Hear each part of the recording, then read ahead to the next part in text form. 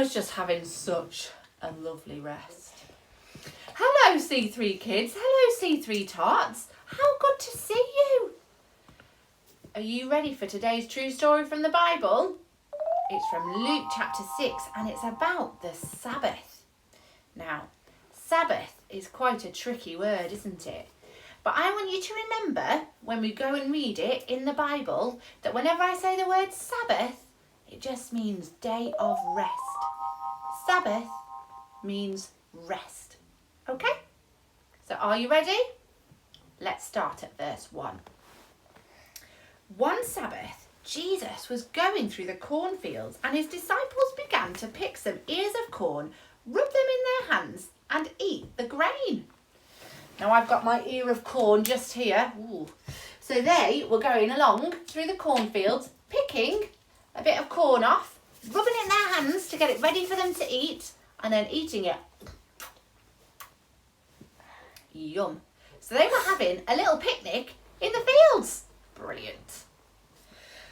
Some of the Pharisees, though, asked, "Why are you doing what is unlawful on the Sabbath?" They are saying that Jesus is breaking the law by picking the food and having the picnic in the fields. They are worried that they are not resting. Jesus answered them, "Have you never read what David did when he and his companions were hungry? He entered the house of God and taking the consecrated bread, he ate what is lawful only for the priest to eat. And he also gave some to his companions." David was God's chosen king. And here Jesus is saying that God's chosen king can say how to follow God's laws.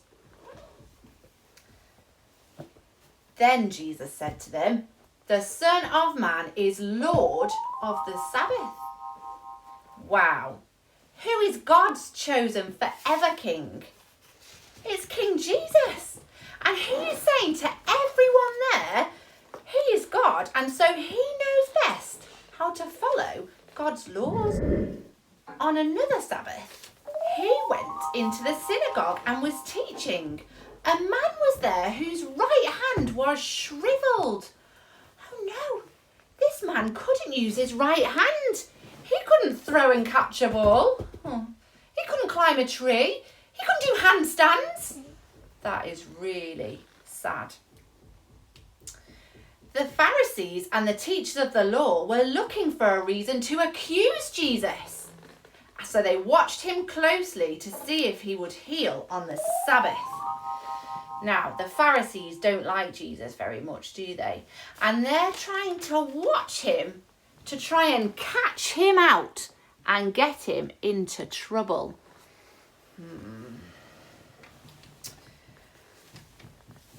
Jesus knew what they were thinking, and he said to the man with the shriveled hand, "Get up, stand up in front of everyone."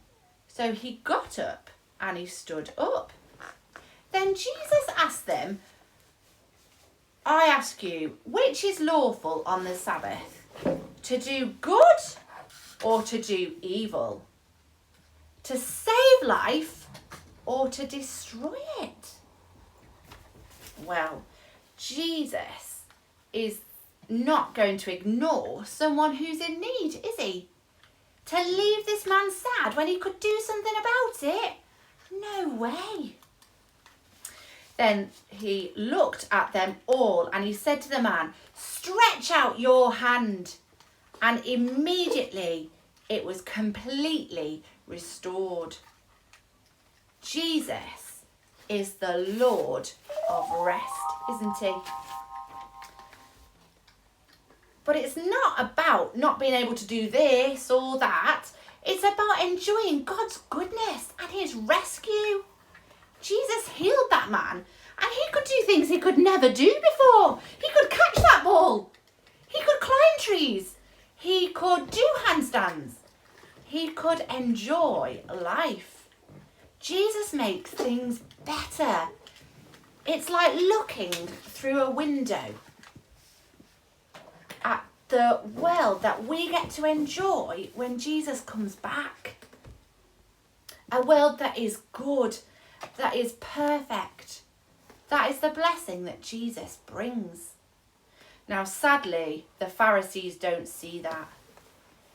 They instead want to get Jesus into trouble.